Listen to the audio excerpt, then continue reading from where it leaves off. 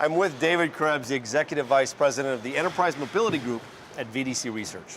With more than a decade of experience in enterprise mobility products, David focuses on identifying the key drivers in the adoption of mobile solutions among workers in the enterprise.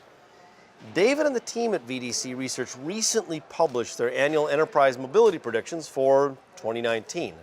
For the audience, a copy of this study is in the attachment tabs on your console. So David, let me ask you this. With all the expertise you have in enterprise mobility and the warehouse, what are the big major trends that you're seeing today?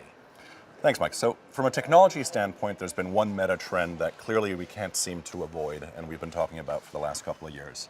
And that has been the looming end of life of legacy Windows CE platforms and the emergence of Android as its successor. So we're at the point, we got to the point in 2018 where we can definitively state Android is here to stay. Android is stable, is secure, is supported, and reached almost 60% of units shipped in 2018. But correct me if I'm wrong, but that 60% is predominantly in people in field mobility and not so much the warehouse. Predominantly in sort of consumer facing types of applications, in retail in store, in logistics, certainly field mobility type places. Warehouse has been the laggard.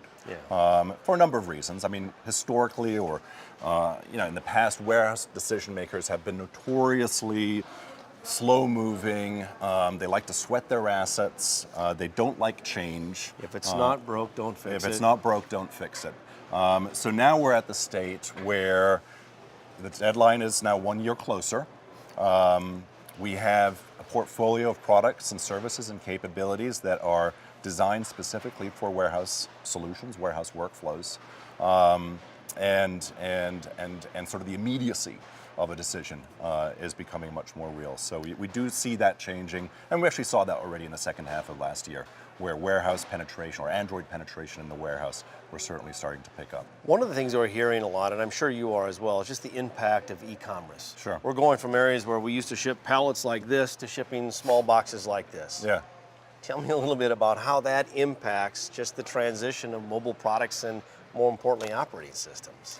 Yeah, I mean, when you look at it big picture-wise, forget about the technology for a second. What's happening in warehouses? So warehouses over the last couple of decades have gotten significantly larger. They've tripled in size.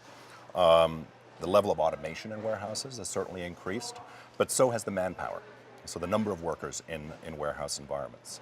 So as we're shifting from fulfilling items, filling items from fulfilling pallets, that's an entirely different dynamic.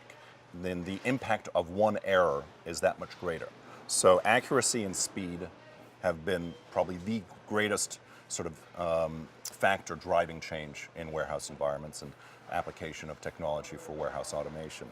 And the second factor, perhaps surprisingly, given the level of automation that we see, given the level of interest in things like robotics that we're seeing in warehouse, is labor optimization. Labor is still a very critical component of warehouse operations. And optimizing that labor is perhaps the number 2 factor behind sort of speed and efficiencies and error reduction that we see in sort of the warehouse decision-making criteria. And we both have kids, and we look at the dynamics of our kids, and they're on technology arguably even too much, but they're used to graphical user interfaces. That also changes what products they want to use when they have to use them at the professional level as well, correct? Sure.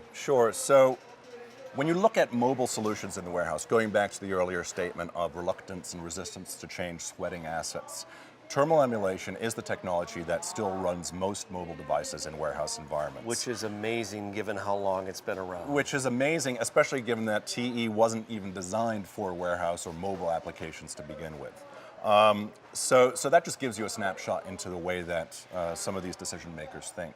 So it has been I would say a challenge in terms of sort of presenting the values and the benefits of modern mobile interfaces into a warehouse environment. And I think that part of it is because they've been so accustomed to doing things a certain way, they'd have to retrain all of their existing workers onto this new environment, this new interface, this new solution.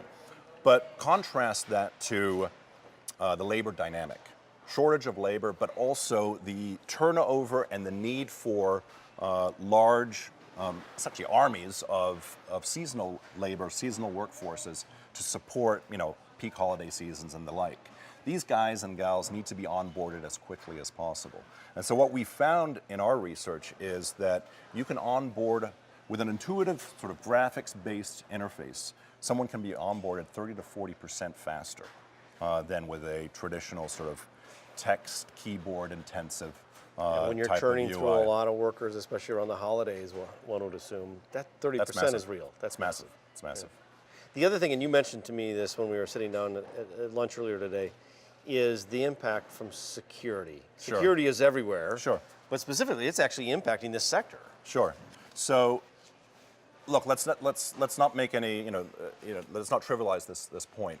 With the end of the life of this legacy platform, which is really the end of the life of extended support, no CIO, no CSO is going to sign off or is going to be comfortable with the idea that inherently insecure devices and solutions are being used in, one could argue, some of the more mission-critical environments for these businesses. So security will be, there's this confluence of factors for sure. There's a bit of a perfect storm. It's a bit of a forced migration if you want to, sort of boil it down.